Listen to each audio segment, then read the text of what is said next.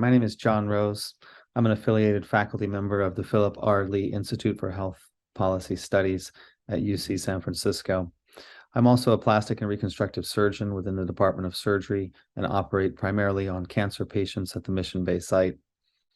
I'm also an associate director of health policy at the CHESA group here at UC San Francisco, which stands for Center for Health Equity in Surgery and Anesthesia.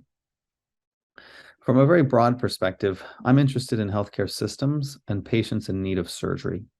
Specifically, when we talk about surgery, the experience from a patient's perspective can be summarized in a linear trajectory from diagnosis to treatment and then ultimately an outcome. And in this oversimplified scenario of a patient encounter, a patient may face barriers in accessing care or in gaining referral to an appropriate specialist, or may even experience a complication from surgery. And from a global perspective, 5 to 7 billion people in the world lack access to safe surgical care, and the impact is tremendous. It affects people of all ages, all genders, and in all places. In the United States, for example, the average person undergoes 7 surgeries in their lifetime. It impacts people on the individual level by affecting longevity and living years of their life with disability, and it impacts families, communities, and even carries economic significance in as much as disabled people or injured people cannot return to the workforce. We know that surgery is important for public health, but it's in constant evolution. As an example, some of my work is in the field of lymphedema surgery.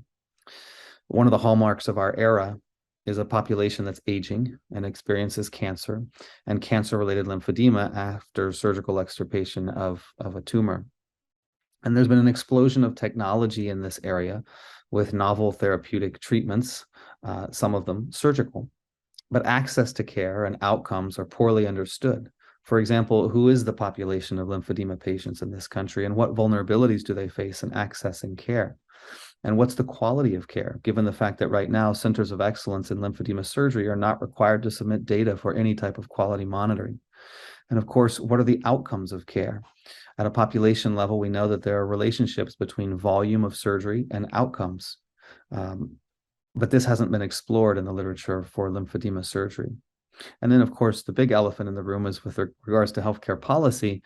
Third-party insurers currently do not routinely cover lymphatic surgery. And so patients who have lymphatic surgery undergo non-surgical management and really miss out on the opportunity to have gains that surgical care only can provide. In terms of how this relates to the bigger world picture, it's interesting that in the United States, by which I mean 90% of the research going into lymphedema surgery is in a cancer population. But globally, the lymphedema population is largely parasitic or filariasis in etiology. Because of that, there's a little bit of a disconnect between what we're studying and the epidemiological footprint of the disease. And so my work involves the usage of large data sets to understand these axes of access, quality of care, and then outcomes for patients, and also outside of the US in developing novel data ecosystems so that we can begin to track surgical outcomes for all patients undergoing surgery in countries that up to this point have not been monitoring.